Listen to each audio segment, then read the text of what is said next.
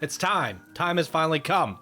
VIPs, you guys support the show through either YouTube, Twitch, or Patreon. And I have said that I was going to deliver my reshade settings to you guys for all your tremendous support. And that's what we're going to do here today. So we are using my stream settings. Hopefully this works out okay. I'm giving you guys a link in the description to this Google Drive. This Google Drive contains reshade shaders, reshade installer, and my presets. So what you're gonna do, you're gonna start things off with the reshade installer. You're gonna download this. As described to me, Batch is the one who helped me set this up. The current version of reshade does not work with Planet Coaster, or at least some of the settings in Planet Coaster. Not entirely sure. So that is the one you're gonna want to install. You do not want to get an external reshade. If you guys already have it installed, maybe reconsider uninstalling it and going with this. And if you're brand new to it, then that's good. So you're going to download it. It's going to end up in your downloads. You just run it, click here to manage games. You're going to find Planet Coaster and you're going to go next. And then you're going to click all the check boxes and hit install.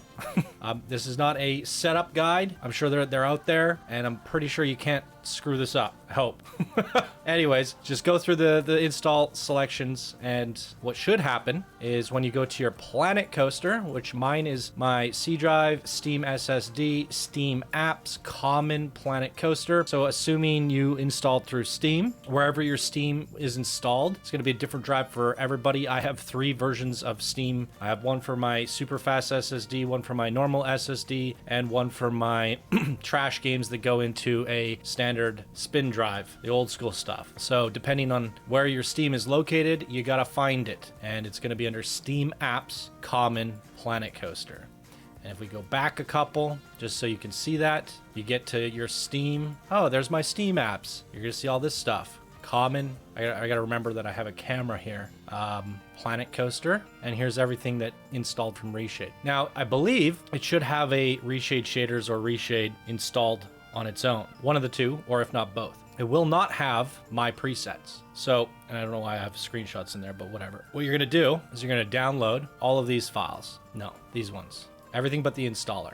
Hit download, it'll package it, and then it'll go into your downloads. You can extract that wherever you please, and you find the folder where you've extracted it to. Now, let me see.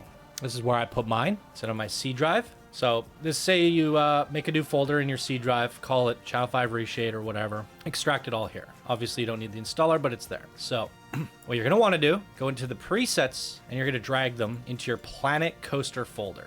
Oh, the main folder here. You can just grab these, drop them in there. And now you're going to have all my presets in your main database folder. That's important for Reshade to find them. Then you're going to go and take the 2 folders here, Reshade and Shaders. If they already exist here, that's fine. You're just going to drag them over and see it's found 362 files with the same name because I already have those. And if it does say that, you're just going to say replace files in destination. I'm going to skip them because... and I'm going to even hit undo. I don't even know if that works. Anyways. Basically, it's taking the shaders that Batch gave me, that we've accumulated, that other people have given me, a bunch of different community members suggested all sorts of different plugins. Hey, put this in your folder. We've consolidated them to 2 files, and a lot of those do not come with the install, which you guys just installed. So what it's doing is it's adding additional stuff. Now you've taken all these files, and you've dropped them into your directories. And you have a Reshade file, you have a Reshade shaders, you put all my presets in, you should be good to go. So let's boot up Planet Coaster. So when you boot it up, you'll see Reshade working at the top there, Reshade 4.9. An update is available, ignore that. It's gonna be compiling effects, it's gonna be on by default. I have changed my hotkeys, so I can just turn it off with this num minus, and I can open it up with, I think, num star, but we can't open it up until we're in game. We're going to load up a park from the contest, something small-ish, so we can mess around with some of the settings. Sir Mr. Vanderpants is our example here today. And so the Reshade hotkeys, I think you can all set this under settings. So you can see here, whatever it says to open Reshade is unknown to me by default. I believe Batch told me it was numpad plus or numpad minus. So you might want to try pushing one of those keys. And if you see this menu pop up, then you're good to go. And under settings, you can rekey these. I highly recommend using star for the menu, which is the overlay key, and minus for the toggle effect. The plus was a big problem. I think it was plus that was giving me issues because it was like zooming in Planet Coaster or doing something at times. I'm not exactly sure what it was doing, but I ended up finding that the very top right corner of my keyboard, which is the minus key, works best for me. And then the one beside it was star, opening up the panel. So now that you've put my presets in, you click this little tab here, you should see them all. Now there's a bunch of things to note about this. So if we were to, for example, go grab, I think we started things off with Park Tour because we're trying to design a reshade that you could use for park spotlights, because a lot of people customize these for screenshots, which you see all sorts of crazy stuff happening the moment you start moving the camera around. So where is it? Park Tour.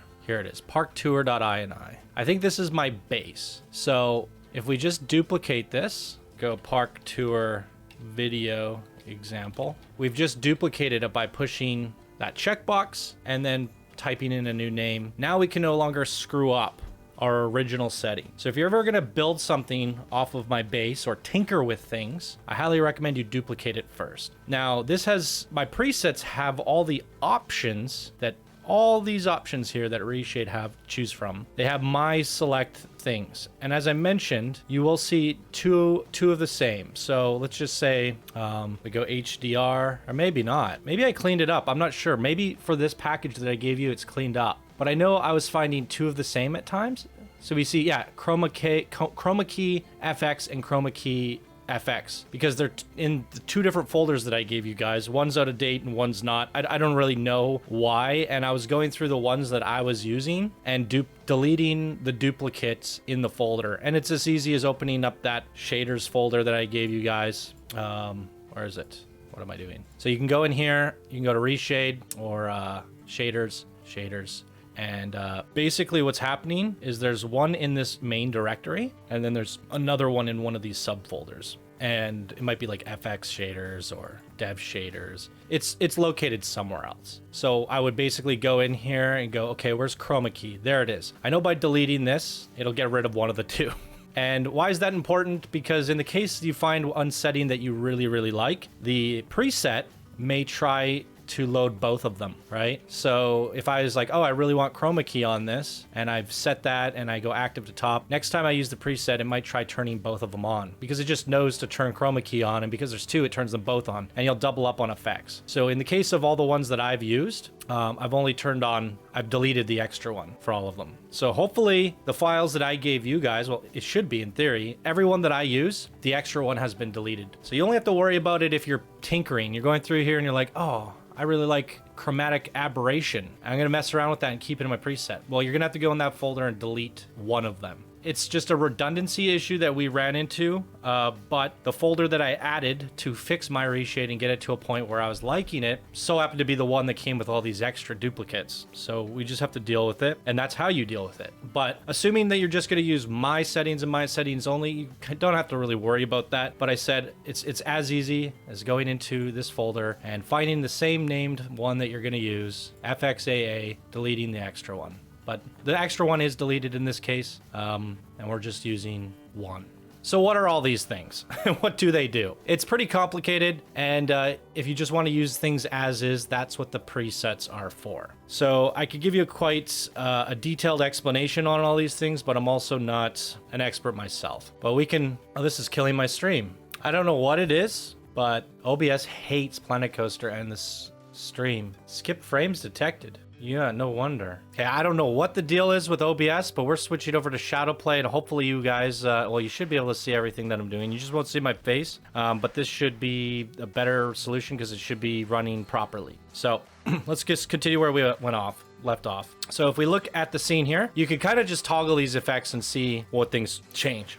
RTG global illumination is just going to add a little bit of ambient light, or remove ambient light in this case. And ambient light adds back ambient light. You're like, why are you doing adding one and then taking away the other. Well, the global illumination is adding light or adding darkness where it needs to be darker. Ambient light is adding lightness where it needs to be lighter. And as you can see, when the two of them are combined, it looks better. MXAO is what is my favorite feature. It's what's given us all these amazing shadows, as you can see here. Now, there is an issue with MXAO, at least for my machine. Some people don't have this. You'll notice at some point, something screwy will happen. See that? So one of my common things that I do when I enter into game is I'll look down until I see this black, weird, abyssal stuff. Then you go to the top tab here called D3, D11. One of these is going to make it go away, but it can also make something else go away. Generally, I find that it's this one that makes it go away. And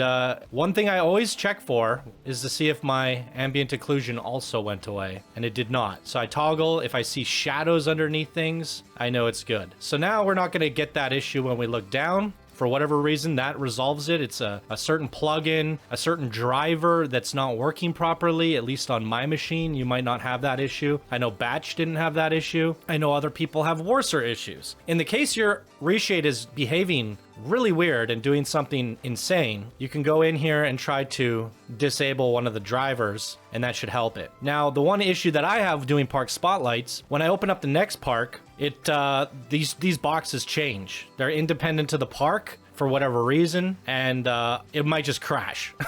I might just crash Planet Coaster, and I know it's because I had one of these boxes checked. And sometimes I'll load up into a park and I'll have new issues. I'll have my ambient occlusion missing, or my depth of field or something's not working. And that's because this checkbox is still checked, but it's listed differently. So it's checking a different box, which is either causing the crash or causing some other feature. So every time I open up a new park, I've got to uncheck the box, I've got to look down, and the artifact appears. Then I got to check a different box randomly, and see this box, everything's super white. It's turning off one of our light sources, whereas this one's not. So generally speaking, I found that the one underneath this little arrow sign seems to be the one. And if the assortment arrangement is different, I go through them until basically the effect that I'm looking for looks the way it should when it's not there, if that makes sense. So we look here, we want to go for that desired look. You can even take a screenshot of that. Then when we look down, we want the same desired look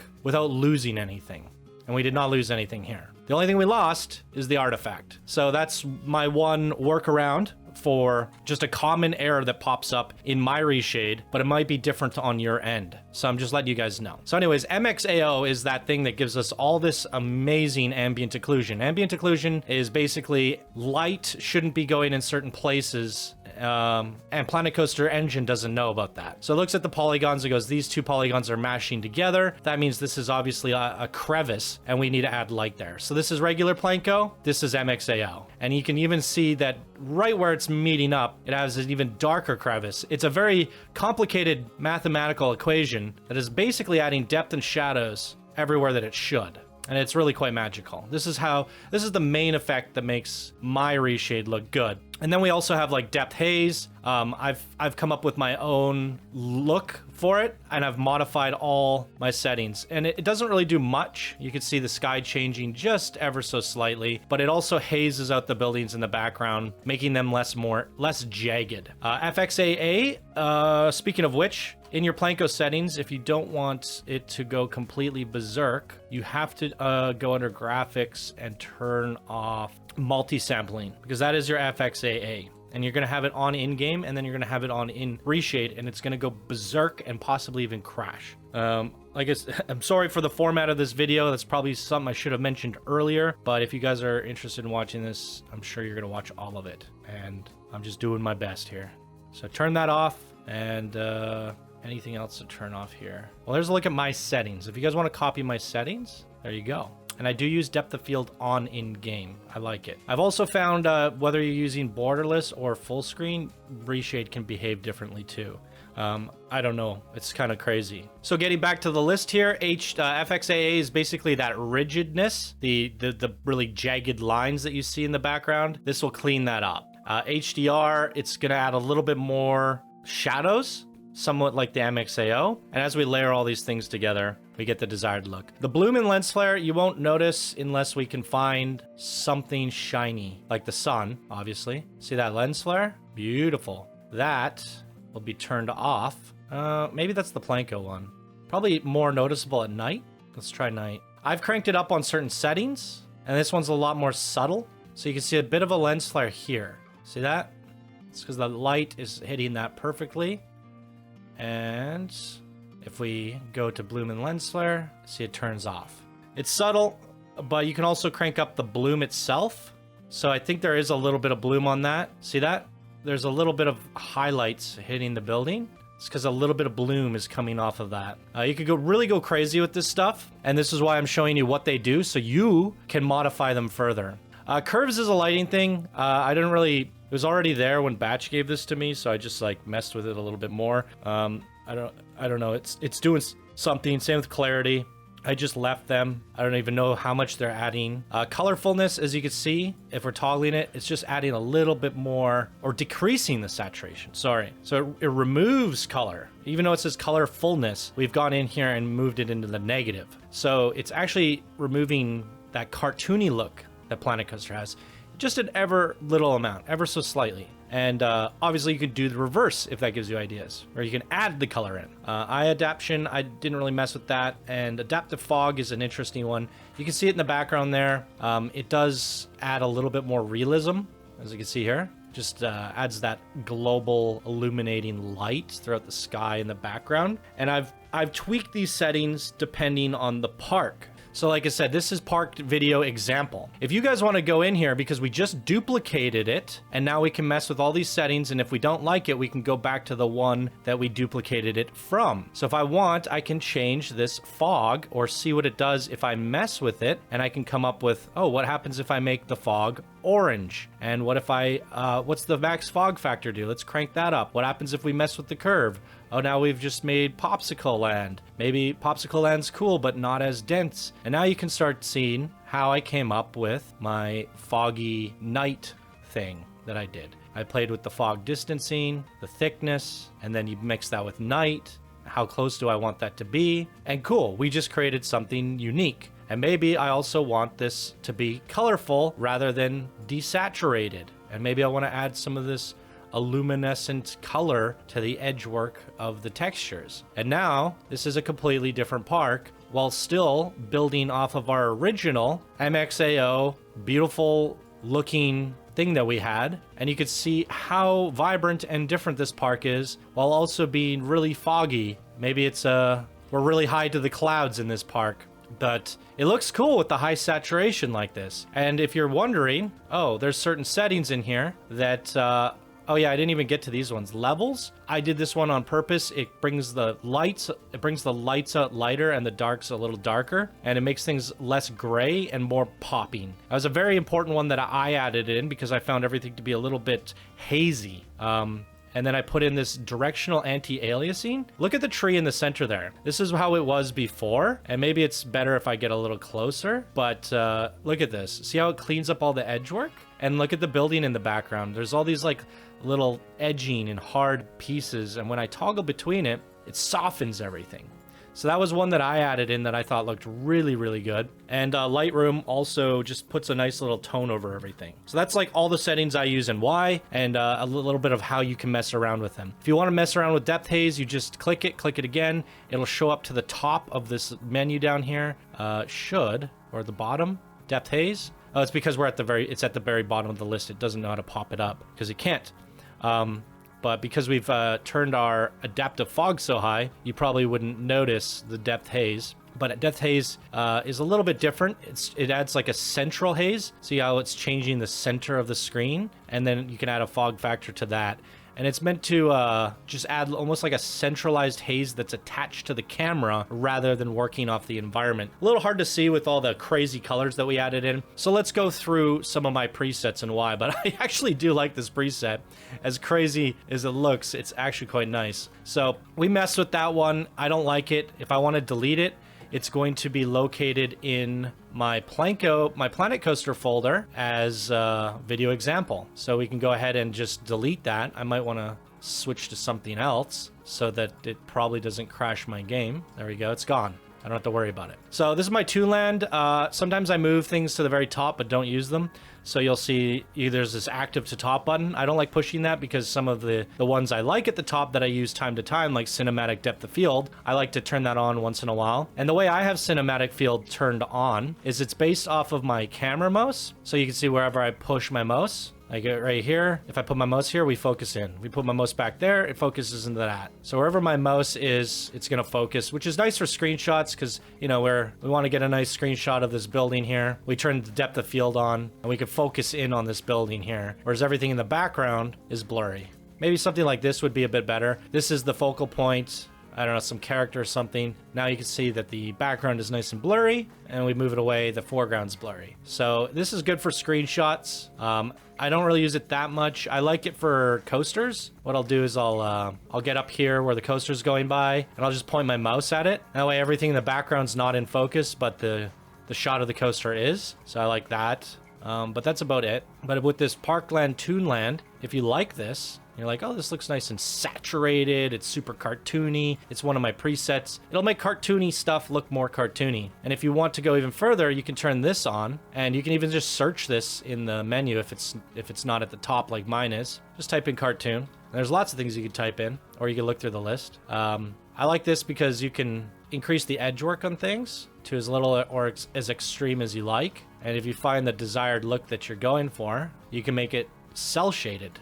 Maybe like it a little bit more extreme, but now it looks cell shaded, and this is like good for like a Borderlands park, or basically it tries to find every edge of a polygon and it tries to put a line on it. While we also have, it gives you like a comic book look, and I've really cranked it up to the extreme so you can notice. With a lot of textures and stuff, it becomes muddy because it's trying to do it for the textures as well. But like if you used, for example, vinyl plastic, and you were building stuff with these pieces, and you made a whole world out of this stuff, good enough, you can see it's a little bit more clear, less muddy. And maybe the setting is a bit extreme, but the cleaner the object you use, the more cell shaded it's going to be because it has no texture and just a big surface area, whereas everything else is a little crazy. So that's like one setting, or you could just go with the saturated look. And you guys can really just look through these settings. I use Park Tour Sunny a lot. This is like my go-to. A lot of the park spotlights that you guys have seen in the contest use Park Tour Sunny. And even though it says Park Tour Sunny, it actually works really nice at nighttime too. In fact, I just leave it at night like this, and it looks absolutely amazing. It's just my go-to. It's really nice. It has some slight tweaks. I have a Starry Night in here. Most of them are called Park Tour. So yeah, you have to find it, Park Tour Starry Night. And what this does is it just makes things bloomy, extra bloomy. Like look at the moon there. Look at the clock tower. See this bloominess. And it's really good for fireworks. When the fireworks are blowing off, you're getting all these like glimmers and sheens. It makes glowy stuff extra bright. If you have a lot of lights, it'll look really nuts, almost probably too nuts. So I use that one time to time. I use this one I use it inside of caves. It really only works good in caves. But yeah, I don't really have a cave to show you, I don't think. Maybe down here-ish, not really. No, probably not. It does make caves look better though. You're gonna have to trust me on this. And it's caves that have like yeah, they're really hard to see in, and it'll just make them, if there's too many lights and stuff, redness, it'll reduce that. There's a Park Tour less fog. I don't know what that is. No squares. I'm gonna have to delete a couple of these to be honest. Me messing around. It's my spooky. This is what I use on all the spooky parks, and it's great. Honestly, look at this. It's insane. It just makes the silhouettes of things pop, and then as you get closer, that fog pushes out. If you look at like a little tunnel like this, you can quite literally see the fog kind of moving through it. Yeah, it makes things super spooky. I love it. It's really good. And then Dusty. This probably only works better at night, or day. So I've used this Dusty one on like Western parks. It's pretty fun. I have an arid one, and it really only works if you actually have an arid map. Like I used it on the Safari Land one, and it was really dry, and it'll just make things even more dry. It worked really, really nice on that one. You can see that it is a bit arid though. It's somewhat working here to make it more arid.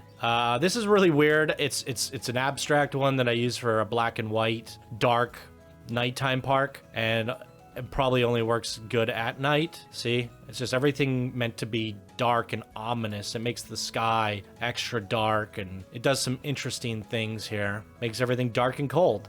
I got a dusty red. I think I used that for the Guild Wars Park or something. So sometimes I'll go, oh, like I could take one of the ones I already liked, duplicate it, and then filter it, modify it. The Snowy Night was fun. I used that for one of our Christmas parks, and it makes it look snowy. It's kind of like foggy, but at night, but it's kind of a hard example on this park because it's not a snowy map. It really helps when there's snow. But it does give you the feeling that it's snowing outside. And that's pretty much it, guys. I think if you want to play it super safe and you just want to use my stuff, go to Park Tour or Park Tour Sunny, switch it to day, and there you go. It'll look this much better. And if you want to go in there and mess with the settings yourself, add in a bunch that I maybe didn't play around with, go for it. And if you find one that's duplicate, you're gonna have to go into the folder and shaders, find that extra one, delete it. And that's it.